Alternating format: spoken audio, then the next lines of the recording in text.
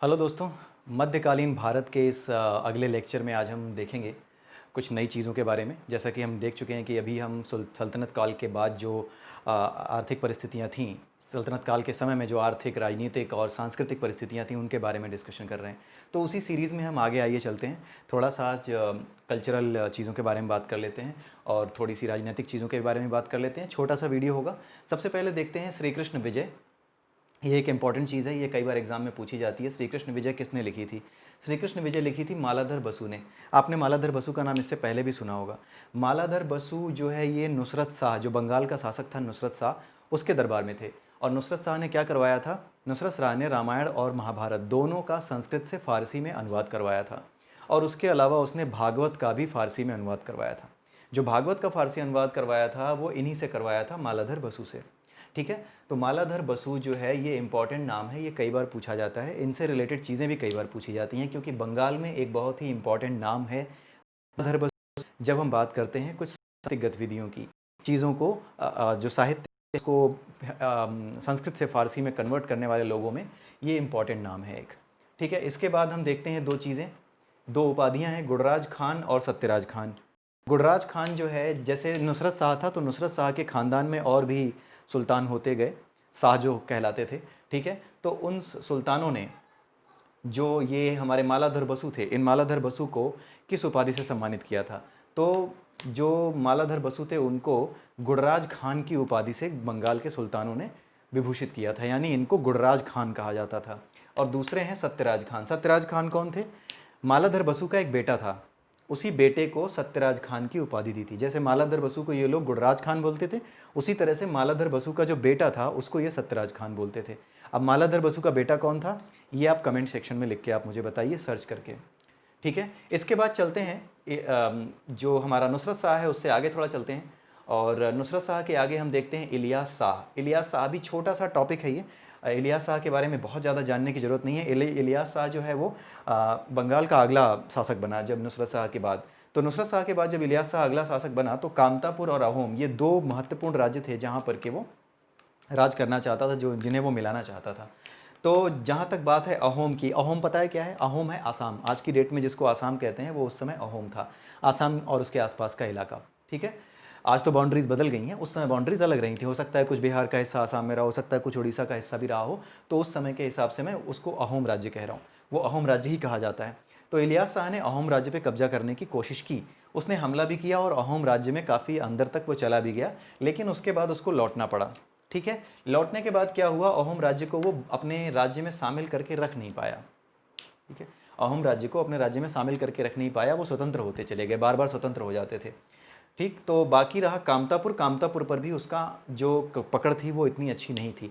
कामतापुर बंगाल के एक तरफ था और अहोम बंगाल के दूसरी तरफ। बंगाल को अगर आप नक्शा देखो, अगर आप बंगाल का मैप देखोगे तो कुछ ऐसा सा बंगाल का मैप है। ऊपर यहाँ सिक्किम है और इस साइड एक जो है घाटी है, उसको असम की घाटी कहते हैं, वहीं पे असम है। और बंगाल में ये जो एरिया है, यहाँ पे बंगाल में ही इधर कहीं कामतापुर था और ये था अहोम। तोम पे हमला किया, लेकिन अहोम बचा के नहीं रख पाया। कामतापुर पे उसका कोई नियंत्रण नहीं था। ठीक है, तो कामतापुर और अहोम पे कैसे नियंत्रण हुआ? क्या ये कर पाया? ये नहीं कर पाया था, ये तो मैंने बता ही दिया। इसके आगे एक जो शासक आया था बंगाल का, जिसका नाम था इलियास शाह। जो इलियास शाह था वो शाहों का एक राजनीतिक दृष्टिकोण से, जिसने कि अधिक से अधिक भूभाग पे कब्जा किया और कंट्रोल रखा, उसके हिसाब से इलियास शाह ज़्यादा इंपॉर्टेंट है। इसलिए इलियास शाह से क्वेश्चंस भी कई बार ज़्यादा पूछे जा सकते हैं। इलियास शाह के इलियास शाह नहीं, अलाउद्दीन हुसैन शाह। इलियास शाह मैं गलत बोला हूँ, इलियास शाह नहीं था। इलियास शाह जो है उसमें नहीं था, ये अलाउद्दीन हुसैन शाह, यहाँ पे हुसैन शाह था। यहाँ पे इलियास शाह का एक और फैक्ट लिखा हुआ है, उसलिए मैंने उसको टिक कर दिया। तो इलियास शाह के बारे में जो एक फैक्ट लिखा है वो ये है कि इलियास शाह ने अपना शासन कैसे शुरू किया था, अपना शासन बंगाल के किन इलाकों से शुरू किया था, ये भी पूछा जाता है। तो इलियास शाह ने बंगाल में अपना शासन लखनौती और सोनारगांव, ये दो जगह हैं, लखनौती और सोनारगांव, इन्हीं दो जगहों से उसने अपना शासन शुरू किया था। मतलब जब वो शासक बना तो उस समय उसने सबसे पहले लखनौती और सोनारगांव को जीता और वहाँ से उसने अपना शासन शुरू कर दिया। तो ये याद रखिएगा, इलियास शाह इतना इंपॉर्टेंट नहीं है, लेकिन कहाँ से उसने अपना शासन शुरू किया था, क्योंकि उसकी फेलियर्स थी और सांस्कृतिक क्षेत्र में भी उसने कोई ऐसा योगदान नहीं दिया, किसी को संरक्षण दिया हो या बहुत ज़्यादा ऐसा कुछ नहीं है, इसलिए वो इम्पॉर्टेंट नहीं है। इम्पॉर्टेंट है अलाउद्दीन हुसैन शाह। अलाउद्दीन हुसैन शाह कौन था? इलियास शाह के बाद ये इंपॉर्टेंट आदमी था। सबसे पहले इसी ने कामतापुर, जिसका अभी मैंने नाम लिया, जिसको कि जीत नहीं पाया था, जिस पे कमज़ोर नियंत्रण था, कामतापुर और अहोम यानी कि आसाम, इन दो जगहों पे इसी अलाउद्दीन हुसैन शाह ने ही नियंत्रण किया इलियास शाह के बाद। इलियास शाह नहीं जीत पाया था, लेकिन अलाउद्दीन हुसैन शाह ने सबसे पहले कामतापुर को जीत करके बंगाल में मिलाया। इसलिए अलाउद्दीन हुसैन शाह एग्ज़ाम के पर्सपेक्टिव से ज़्यादा इंपॉर्टेंट है कंपेयर टू इलियास शाह। तो अलाउद्दीन हुसैन शाह के बाद में बारे में याद रखिएगा कि कामतापुर और अहोम, इन दोनों राज्यों को अपने राज्य में मिलाने वाला अलाउद्दीन हुसैन शाह ही था। और हिंदुओं के प्रति इसकी नीति क्या थी? ये हिंदुओं के प्रति थोड़ा लिबरल था। ये चाहता था कि हिंदू भी शासन व्यवस्था में भागीदारी करें। तो इसलिए उसने क्या किया था, बहुत से हिंदुओं को अपने दरबार में बहुत बड़े बड़े आधिकारिक पदों पर नियुक्त किया था। तो ये भी पूछा जा सकता है कि कौन सा बंगाल का शासक था इन तीनों में से, नुसरत शाह और ये इलियास शाह और अलाउद्दीन हुसैन शाह, जिसने हिंदुओं के प्रति लिबरल नीति अपनाई या फिर थोड़ी कम, मतलब वैसी नीति अपनाई जिसमें कि उनको भी छूट दी गई राजकाज में भाग लेने की। और साथ में हिंदुओं के प्रति उसका दृष्टिकोण कैसा था, जिसका सबसे लिबरल दृष्टिकोण था, उनमें कौन सा ये शासक है? तो उसका नाम आप देंगे अलाउद्दीन हुसैन शाह। ठीक है, क्योंकि बाकी के दो इतने हिंदुओं के प्रति लिबरल नहीं थे कि वो उन्हें शासन में भागीदार बनाएं। ठीक है, तो ये कुछ इंपॉर्टेंट फैक्ट्स हैं अलाउद्दीन हुसैन शाह को लेकर के। और अलाउद्दीन हुसैन शाह इंपॉर्टेंट है एग्जाम के लिए।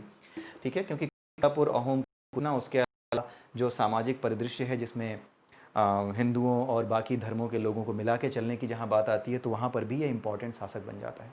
अब आखिरी एक फैक्ट और याद रख लीजिएगा, शंकरदेव ये भक्तिकालीन संत थे।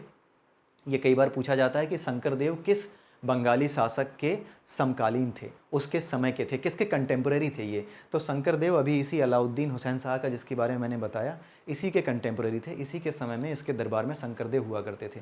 जब भक्ति आंदोलन आगे पढ़ेंगे तो उसमें हम शंकरदेव के बारे में पढ़ेंगे, लेकिन अभी आप ये याद रखिए, इसको नोट कर लीजिए कि शंकरदेव जो है वो अलाउद्दीन हुसैन शाह के समय में उसके दरबार में हुआ करते थे और भक्तिकालीन कवि थे, पूछा जाता है।